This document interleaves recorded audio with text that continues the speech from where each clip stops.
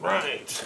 Hello, greetings. It's Dr. Thomas Daffern, your friend and happy Sunday broadcaster in my fasting,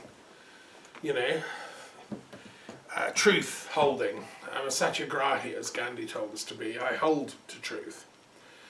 Lies have been told on this planet, and chaos, and they're still going on. And I'm just a truth holder, trying to share what little truths have come my way after a lifetime of study and reflection and prayer and meditation and scientific experiment. Like Gandhi, I say that ahimsa, the attempt to get a planet based on non-violence, is a scientific challenge. Gandhi wrote his autobiography called Experiments with Truth. I mean, you could call mine Continuing Experiments with Truth. It's the most powerful force. As a philosopher, that's what philosophy is all about, is finding that truth and then holding on to it. And to me, truth and non-violence are the same. Sat and ahimsa, satya. The goal of humanity is to get to a golden age, which is actually just an age of truth. So the thoughts I'm sharing now are premised on that. First, I want to share something, that I've been up to this week. I took part in a very important Zoom conference with Open Democracy, which is a political discussion, dialectical debating forum, founded by some very good people, to highlight the lacuna in the quality of thought, intellectual work, debate in British politics and society. We've become an entirely, chaperoned, narrow-focused kind of society, which is not the one I was born into or grew up in.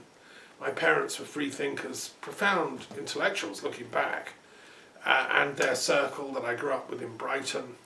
When I went to the University of London, we were taught to think broadly, deeply. When I learned the craft of writing history and studying, we were taught to think deeply now, and to look at a problem from all angles, to look at all the sources. This is the craft I learned as a PhD, finally, graduate of the University of London. Now, what we've got is the total opposite. People like Boris Johnson and the Tory cronies are forcing us into very, very narrow thought worlds, where actually we don't think, we just do what they say. We buy the reality package that they're promoting through their social media and their control of the BBC and the mainstream media, the Times, Murdoch Press, everything. There are snippets of independent life going on in the Independent, the Guardian, and so on, but they're few and far between. But Open Democracy is a real forum for thinking and intellectuals. So it was a pleasure to listen in.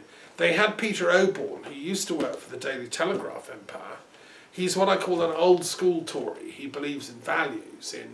He's the Burkean kind of Tory that believes in, what was wrong about the French Revolution was the violence, the bloodshed, the propaganda, and that was where the conservative movement came from. It believed in progress, but it wanted to see it done with everybody on board, in a sort of peace-loving way.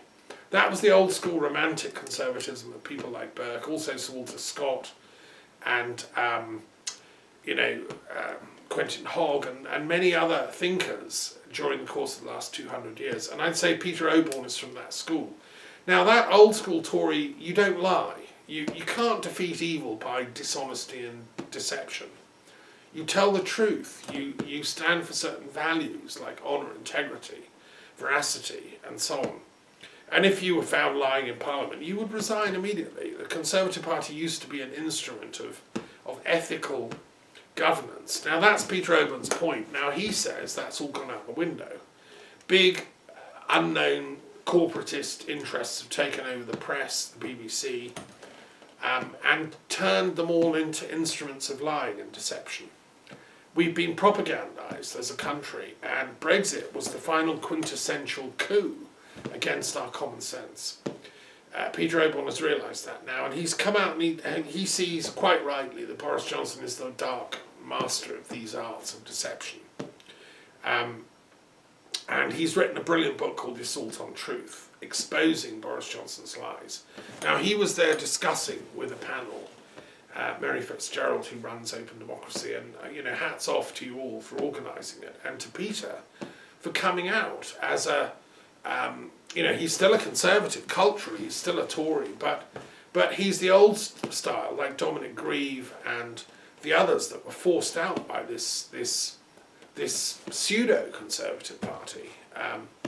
So it was really interesting. Some of the people were on the left, he was more on the conservative wing, but unless we agree that truth matters and that lying has consequences, deliberate, strategic lying, as the whole Brexit campaign did. I mean, it was not only lying about 350 million quid for the NHS and all that stuff, it was lying about the whole concept of Brexit, that it would be easy, restore sovereignty, lead to sunlit uplands forever, make everybody happy. It's anyone with the slightest knowledge of how the real world works and politics and anything about European history knew those were lies. So Peter Oberg rightly is saying, look guys, we have to transform this. I've written to them, I've said, look, I was there 2 years ago, I've been campaigning to get a duty of parliamentary veracity bill through Parliament, that any MP or Lord, and the same in the devolved parliaments like in Scotland and so on, anyone that's caught out deliberately lying would have to resign. I mean, they would be resigned, they would lose office immediately. We can't afford a political system or culture which tolerates this. And if you say, well, that's very naive, that's very idealistic, all the MPs will lose their seats immediately, well, good riddance, so be it. There'd be an automatic election triggered in each parliamentary constituency where somebody had to stand down, and let's have a whole new batch of politicians coming forward and telling the truth. I don't care if they're Labour, Lib Dem, Green, whatever, new parties. As long as people tell the truth and you know what they stand for and you can understand where they're coming from, then you as a thinking person can weigh up, do I agree with this person's truth? It's their truth. Do I agree with it? What we shouldn't tolerate is deception, like saying one thing but actually doing another. Because that is how dictatorships and totalitarian rulers operate. It's not how democracies work. Read Pericles' funeral oration when he lamented the dead of Athens who had died in the tragic Peloponnesian War. And he talked about what are the values that a democracy stands for. The most important is intelligence, the collective intelligence of the people. The fact that you can go out on the streets of Athens and debate and discuss and go and chat to Socrates about the nature of justice, or go and chat to Plato about, the one or whatever. That's how Athens' intellectual genius was unleashed, by that democratic hubbub, if you want. And that's the country I believe in, Britain. We were a democratic hub for mankind, and we mustn't abandon that. That's a duty, it's a responsibility we have. And the European Union also has that. All the countries have to sign up to certain basic ethics and codes of conduct. I would like to see a duty of veracity bill through Parliament in the European Union as well. And I will campaign for that. So there's a website which looks at this. And so that's one thing I've been doing. I think that's quite important, really. The other thing I've been doing is just having a further meeting of the World Intellectual Forum. So, as you know, I run that in Europe, and it's an honour and responsibility. There are members scattered around the world. It was founded in India, so there are quite a few Indians take part. And we just had an online fascinating discussion with people from far and wide, Israel, Turkey, and India and Europe and so on. So thank you to all who took part. We were talking about language really and sonic mysticism, and I was pointing out that Chomsky's wonderful ideas as an important linguist. He has this wonderful idea of generative grammar, that inside the human mind there is this intelligence that if you plonk a child down in any country, it will learn the language of that country. So what is the the inherent creative intelligence in the mind of the child that can absorb and learn that language. I mean, I was born in born in Canada in a British-speaking culture, and French to some extent. My mother was a French teacher.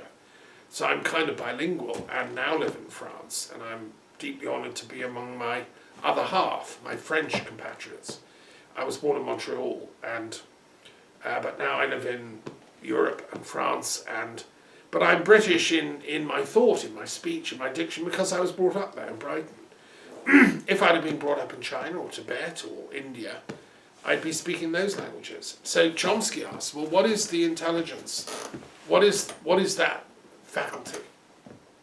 Now, according to the Kabbalah, according to Sanskrit mysticism, according to Druid mysticism, there's a divine intelligence behind this faculty.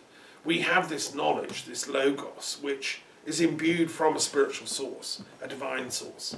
And we're language is one of the most precious things we have. That's why if we muddy it with truth and dirty it with lies, it's a metaphysical assault on being itself. Zoroaster pointed this out in his wonderful Gathas in ancient Persian, which is very close to Sanskrit, that if you work the path of Druj, or the lie, you usher in the path of Ahriman, which is the demonic forces behind history. Greed, hatred, violence, war. The demonic forces accumulate the more you follow the path of Druj. So to purify humanity, to achieve a kind of catharsis, we need to get people just, thinking the truth, loving the truth, and speaking the truth. So that's kind of, in a summary, what we were talking about in our wonderful forum. You can listen to the whole thing online. It'll be up this week. And thanks to all who took part. Also, I've been this week doing some wonderful academic networking with some colleagues who'd organised out of the University of Western Georgia a wonderful conference on Cathartic history. Hats off to these people. They're mostly classical scholars in departments of classics around the States, most of them. There was one guy from St Andrews in Scotland who's doing a PhD up there. And yeah, very, very good lectures and talks by some professors and students and so on, looking at the classics, and they were looking at this concept of catharsis, which is a term in Aristotle. Obviously, if you know the Poetics, he talks about the function of theatre and drama is to provide a kind of catharsis. And there's been a lot of discussion in classical, philosophical, literary circles about, well, what is that catharsis? How does it happen? And there were some brilliant talks about this. And in parallel, there's discussion among historians, starting perhaps with Thucydides, about how history itself needs a sort of catharsis, and how that's going to happen. So there were some brilliant talks. I can't summarise them all. I think the proceedings will be published. I want to just make a few extra comments, however, and just summarise a few. One of the talks, was by Joel Christensen, who is a professor at one of the American universities, who talked about, at the essence of catharsis is this ability to empathise with somebody. Like if you're watching a play, you have to have some empathy for the actor who's suffering, say King Lear or Hamlet. And he even talked about the neurobiology of this, the neurobiology of catharsis, the question of mirror neurons in the brain that give us that ability to put ourselves in others' shoes. Now that's very interesting because it was something that's come up in the World Intellectual Forum. Aaron Sikawa, and today we had another Indian neurobiologist speaking about this. And I think there's a very interesting bunch of research to be done on the neurobiology of ethics. Why is it some people do take ethical actions and why do some people not? Where is conscience? Why do some people not seem to have it? They become murderers and rapists and thieves and so on. Those are important questions. We also heard from Nadia Williams, who gave a brilliant talk about Cyprian's plague, which took place in 249 AD and lasted, for some years. It was a sort of mass outbreak, like a pandemic, like we're having at the moment on the planet, only in the ancient world. They now think it was a form of Ebola that had broken out, and thousands of people died in Carthage, all over North Africa, Alexandria. It then got to Rome, and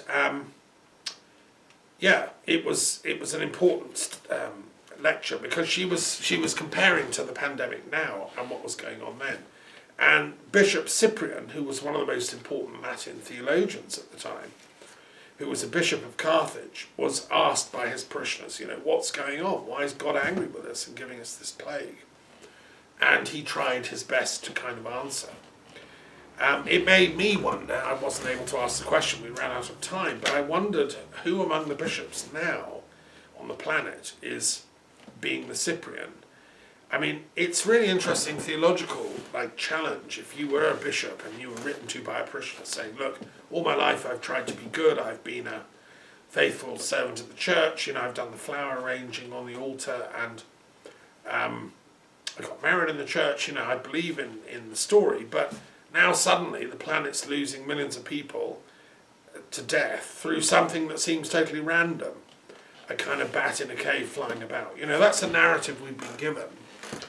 And the only solution to it is pure science. So it's a theological shock, I think, to whatever your religion, actually, this pandemic. Because nature, it seems, is just totally blind, callous and cruel, and just creates something for the mass culling of mankind. I mean, some people speculate, sort of eco-theorists say, well, this is nature's way of fighting back against our overpopulation, our, travelling into parts of the planet we shouldn't be in and so on. That's one explanation. There is, of course, another theological explanation. I think if Cyprian were around, he would at least say that it is possible this was a leak from a bioweapons research program. That's kind of theologically more explainable in that it comes from human ignorance. It looks natural, but actually it was a mistake, a slip-up by some scientists in China or America or Israel or wherever, who accidentally, let this thing loose, like Pandora's box, really. That's another kind of explanation. The fact is we don't know, and that's what is annoying me mostly, is the suppression of freedom of thought, the sort of social control of the capacity to ask questions. No, we should ask questions, and we should, write to your bishop. Find who is the Cyprian now speaking out about this and its theological meaning. We also had a brilliant talk from Amit Shiloh, who spoke about the Homeric epics and the Bardic tradition. He rightly pointed out, I think he's a professor of classics in California, he was talking about,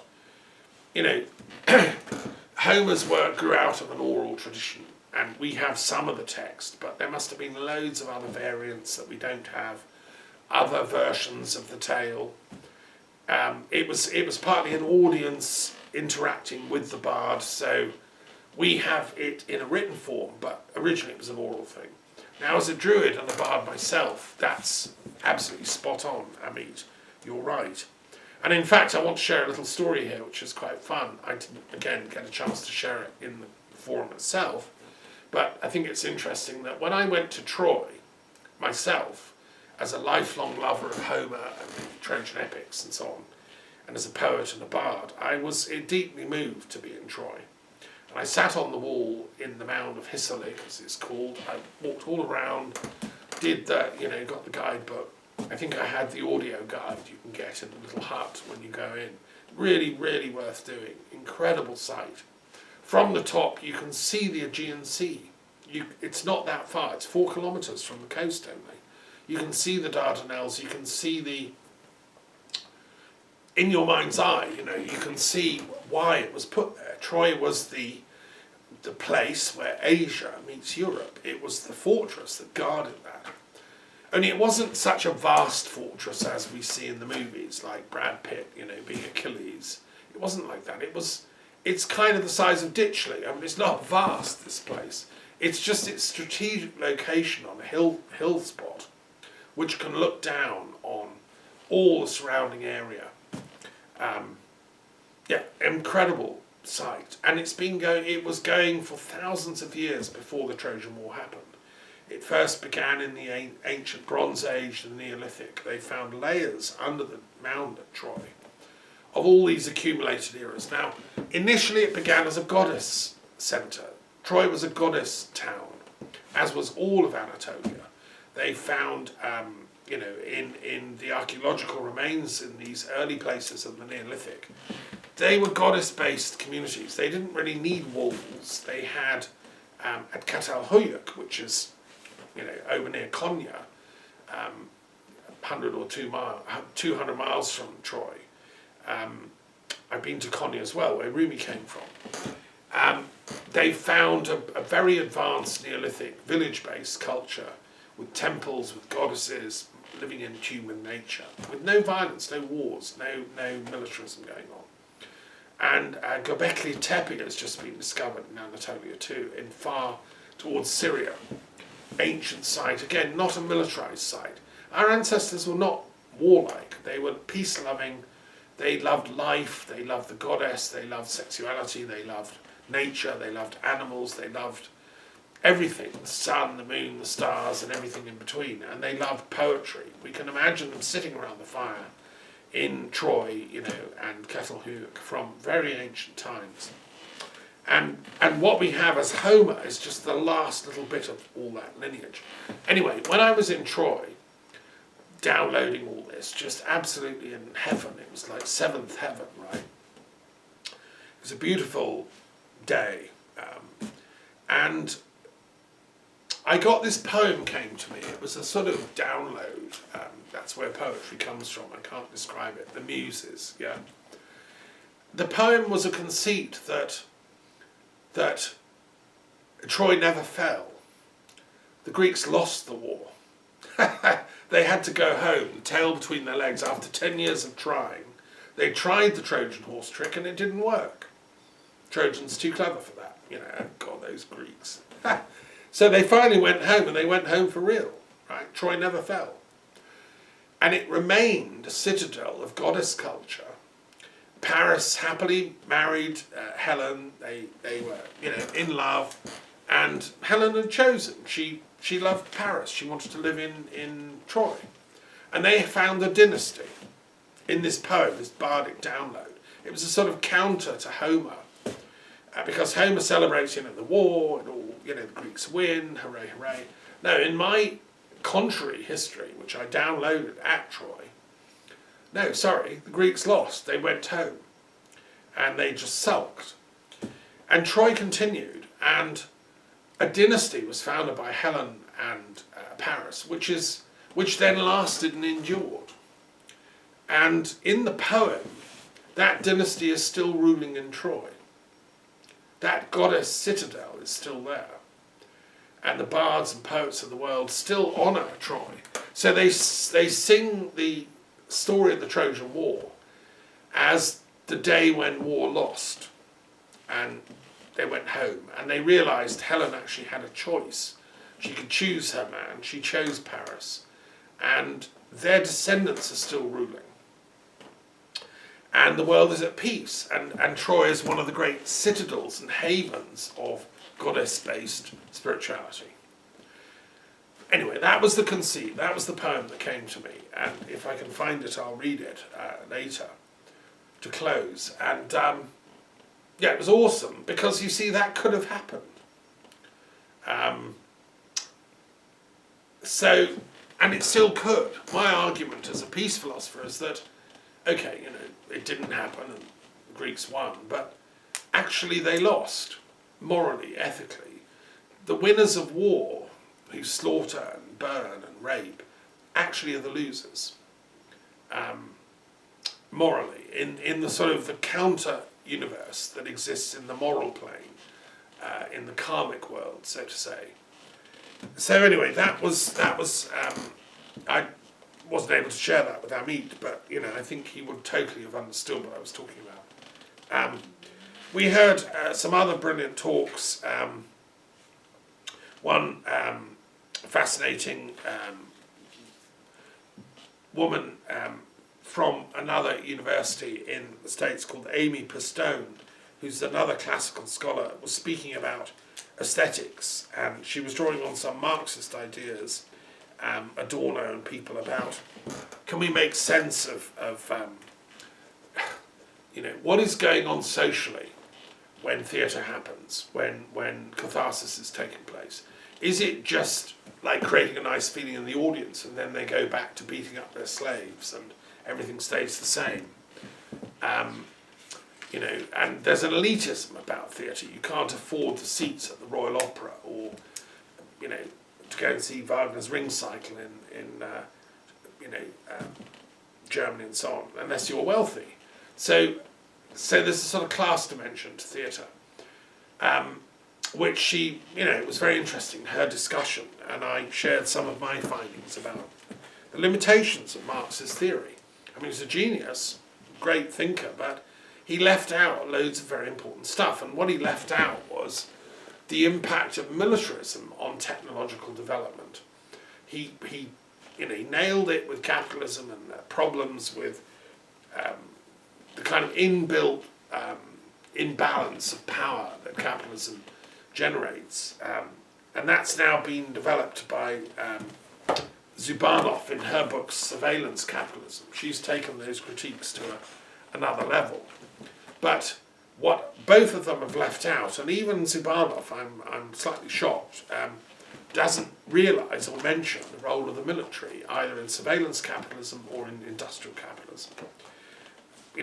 They both would get a fail from me if they presented it as a PhD thesis, because of leaving out what I think is the most crucial factor in technological advance, which is warfare. I mean, the Greeks won the Trojan War because they had really, really amazing weapons and technology and armour, and that's why the Americans and the British won World War II, and the Russians, because we had the technology.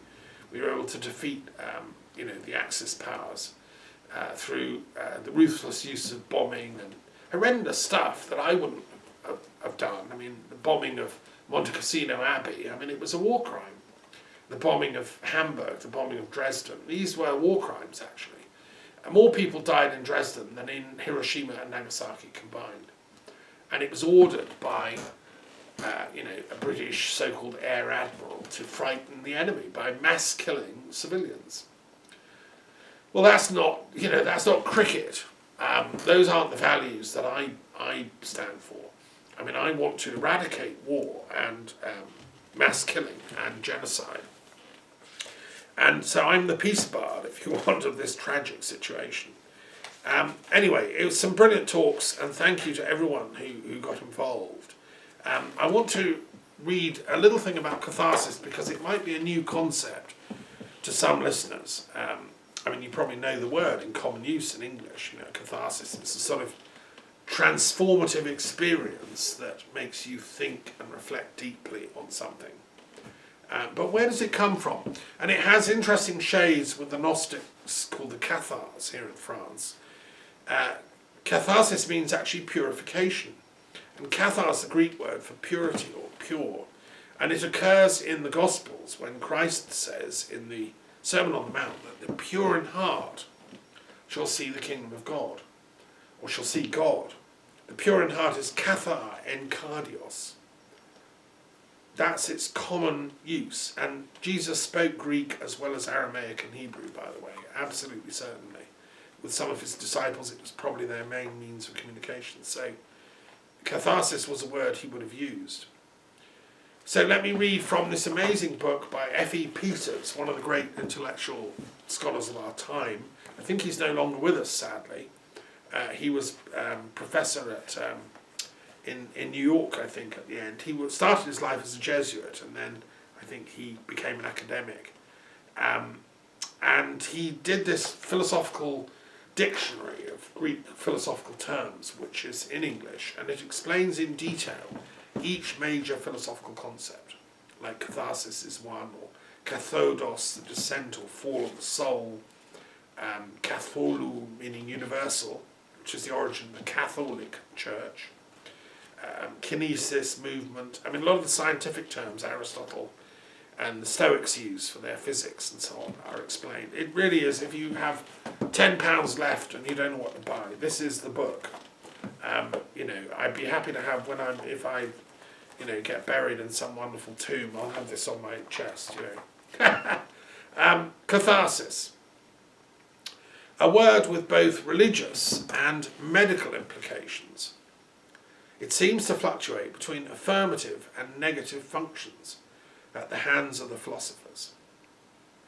Among the Pythagoreans, catharsis had, as might be expected, strong religious connotations. Catharsis is a purification of the soul, effected, we are told, in Iamblichus's Vita Pythagorea, through musike, M-O-U-S-I-K-E, by rendering it harmonious. Indeed, this is philosophy. This Pythagorean identification of catharsis and philosophia is also found in Plato, in the Phaedo, for instance, and the analogy with music runs through the dialogues. In Phaedo, Socrates equates philosophy with music. And in the Republic, music is the foundation of the master virtue, sophrosine, which means moderation. We are further told in Timaeus that the care of the soul consists in bringing its modulations into harmony with the cosmic order. But when Socrates informs us in one of the dialogues that his art is cathartic, we have passed over to other grounds where the function of catharsis is described as, quotes, the removal of evil from the soul, end of quote, just as the medical art does for the body. Well, you know, this is profound stuff. Catharsis is a term that originates in the Pythagorean vocabulary, where philosophy was still the art of ethical transformation from ignorance and evil and darkness and lies to goodness and the pursuit of beauty and truth. And music was one of the main strategies. Now it's interesting that what we call music actually is a pale reflection of what they meant by musike, because this was all the work of all the muses.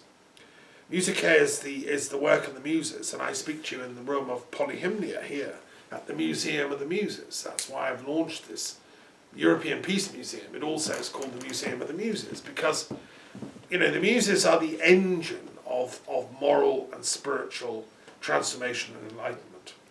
And that's the lineage that I come from, this Orphic, Pythagorean, Platonic lineage, which Christianity, Islam and Judaism all have.